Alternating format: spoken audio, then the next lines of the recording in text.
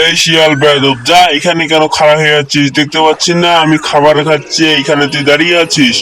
বাঘ এভাবেই বলতে শিয়াল সেইখান থেকেই মন খারাপ করে চলে গেল। তারপর বাঘ বলল, এই শালা শিয়ালের জ্বালায় কিছু খেতে পারি না। এভাবে বলে বাঘ খরগোশকে খেয়ে নিল আর বলল, যাই আরেকটা শিকার করি, এই শিকার দিয়ে আমার পেট ভরবে না এত ছোট খেয়ে।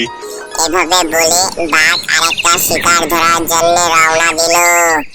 তারপরের দিন শিয়াল বলল, এই শালা বাঘ আমাকে কালকে যে অপমান করেছে, এই অপমানের প্রতিশোধ নিতে না পারলে আমার নাম শিয়াল নয়, আমি বনের সেনাপতি। কিন্তু ওই বাঘ আমাকে সম্মান করে না, এই বাঘকে আমি ছাড়বো না, কিছু করতে হবে।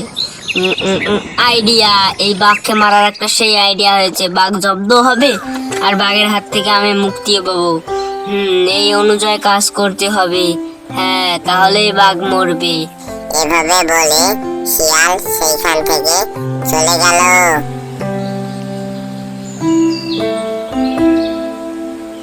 তারপর একটু আগাতেই দেখলো একটা হরিণ ছানা। তারপর শিয়াল বলল, আরে এই হরিণ ছানাটাকে দিয়েই আমার কাজ হয়ে যাবে।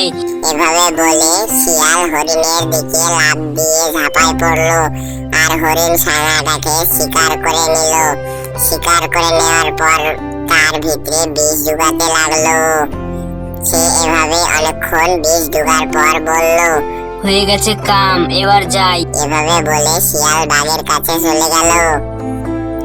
আর এইদিকে বাঘ শিকার না পেয়ে একবারে উত্তেজিত হয়ে বলল, আরে আজকে আমি কি না খেয়েই থাকবো নাকি? একটা শিকারও নেই, আমি আজকে না খেয়েই থাকবো।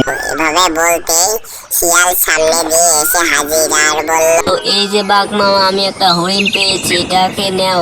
আর এভাবে বলতেই শিয়াল বাঘকে হরিণ দিয়ে দিল আর বাঘও খেয়ে নিল। খাওয়ার পর বলল, আহা কি তেজ হরিণের মাংস, ধন্যবাদ শিয়াল ভাগ্নে। তার কিছুক্ষণ পর বলল, আরে শিয়াল ভাগ্নে, তুই আমাকে কি খাওয়ালি? আমার মাথা ঝিমঝিম করতেছে, আমি মরে গেলাম। এটা কি খাওয়ালি আমাকে? তারপর শিয়াল বলল, সালে বাঘ, কালকে তুই আমাকে কত বড় অপমান করেছিলি, খেয়াল আছে?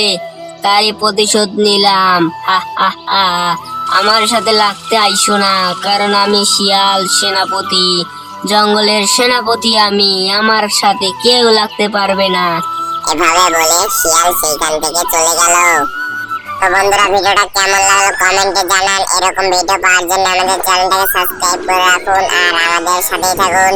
দেখা হবে অন্য কোনো ভিডিওতে। ততক্ষণ পর্যন্ত ভালো থাকবেন, সুস্থ থাকবেন।